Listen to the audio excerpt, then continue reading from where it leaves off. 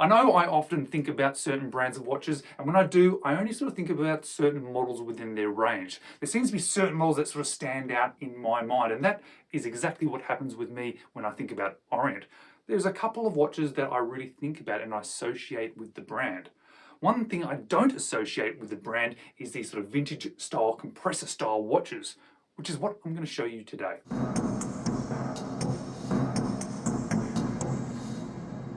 Hello, you're watching James. My name's James, you're watching me, and I am talking about watches. And as I often do with watches, I go looking for interesting watches in the catalogues of watch brands that I like. I even look at the back catalogue to see what is available. Today I'm going to be sharing with you one of those watches, a watch from Orient. This is a rather special watch because it's actually a reproduction of a 1965 watch from their back catalogue. It's interesting, it's different, and I like the style of it. If you want to buy one of these, I think it is a rather limited run, but it's one of those limited runs where there's still plenty available. But they range a lot in price. They range from around 400 Australian dollars all the way up to around about 800 Australian dollars, which is a big sort of divide in price. So if you end up actually wanting one of these watches, take your time and try and find one at the right price. Now for me, I did consider buying this one, but then suddenly I had an opportunity to borrow it.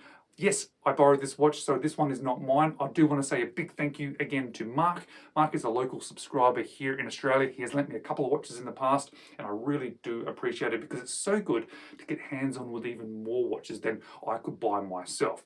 So for the moment, I want to flip the camera and I want to show you this very interesting Orient compressor style, vintage inspired reproduction of a 1965 watch.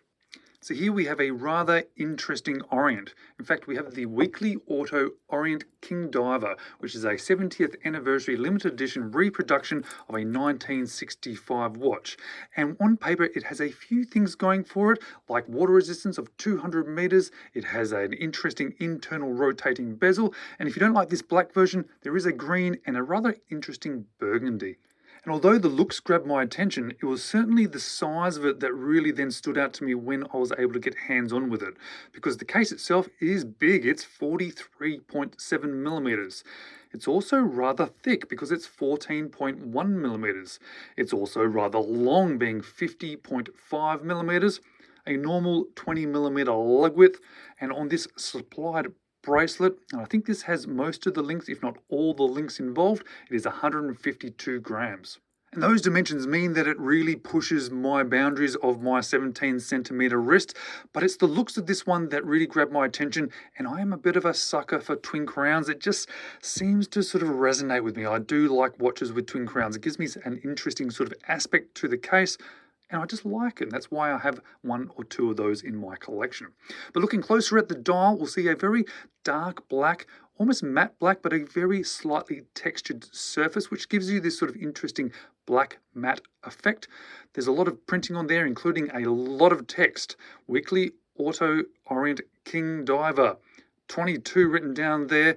The minute markers inside of that bezel are printed on. There's some lume dots, and then there's some applied high polish markers there. The hands are some of my favorite parts of this watch. I seem to like arrow style hour hands because every time I see one, I am attracted to those watches. And these hands are great, and they're some of my favorite hands because they are creased down the center, and half of them is brushed and then half of them is polished, which really helps play with the light as you're wearing this watch. We have a date window at the 3 o'clock. It's white, not color matched, but it does have a polished surround there. And of course, there is an internal rotating bezel, which has a little bit more markings on the edges of it. It obviously has numbers on the top of it and an inverted triangle. That's all then moved by this top crown here. Very smooth action, this one here. No lumps, no bumps. And as you may have noticed, it is not screwed down, which is rather interesting with this watch because the main sort of crown there is also not screwed down. But this is a King Diver, so that surprises me just a little bit. What also surprised me is that the lume is probably not quite as good as I'd hoped. It's okay. It's perfectly okay, but I do expect probably more from Orient divers. Their lume is normally fantastic, and this is just okay. I also kind of expect of a King Diver, especially at this sort of price, to have sapphire crystal, But no, we do not. We have a single domed mineral crystal. I will say it is very nice. It sort of suits the watch. It gives it a really nice look to it because it's such a big piece of crystal as well. I do like it, but it surprises me that it wasn't sapphire. Not that it needed to be sapphire, but it did surprise me. Now, of course, this watch is royalty because it is a king diver, and as such, I think it has a little bit of a fancy element to it. And that is definitely seen on the dial, but also on the polishing that is on this watch. That bezel is polished. There's a tiny little bit of brushing on the tops of those lugs, but then all the sides is polished and it's done really nicely. Unguarded crowns, as you can see. Both are signed, however.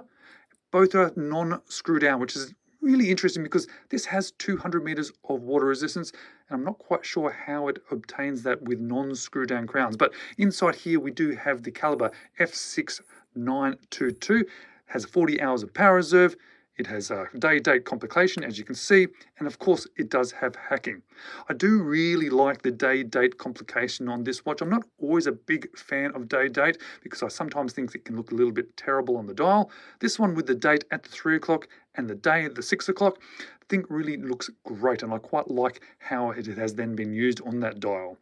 Moving on to the bracelet, we can see that there is polishing in the center, brushed on the outside, polishing on the sides, push pins, solid end links, which fit nicely into that case, but then there leaves a little bit of a lip there, so I'm not sure how well it fits onto the case, but it certainly fits well into the case.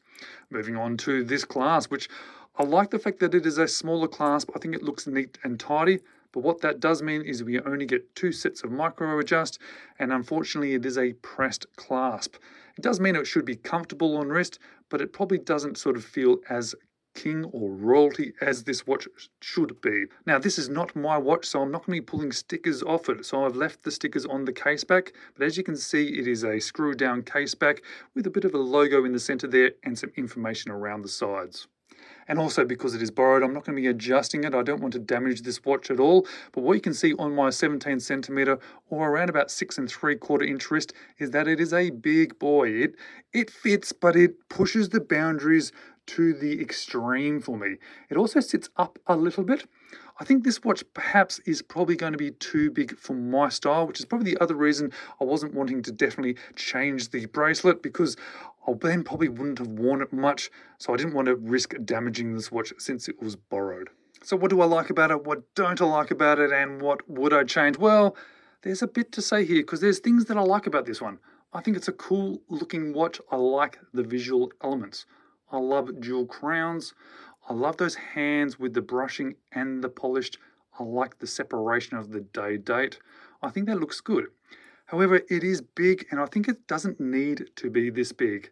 I'm also a little bit concerned about the price, because if you can get one of these for around 400 Australian dollars, that's probably good. But I've seen lots of them at around 800 Australian dollars, and I'm not sure for me if that's worth it for this particular watch. I'm also a little bit unsure of that name there. I get that they were doing a reissue and that's what the original watch had, but having weekly auto Orient King Diver, I think perhaps I would have just preferred King Diver or just Orient King Diver. I think that would have been more simple. Guys, I really do appreciate you checking out this video. I hope you've appreciated seeing something a little bit different, because this is not a watch that is often shown online. I certainly haven't seen huge amounts of them out there, so it's been really cool to get hands-on with it and also share it with you. But perhaps maybe you'd like to check out these videos next if you like this watch, or perhaps you didn't.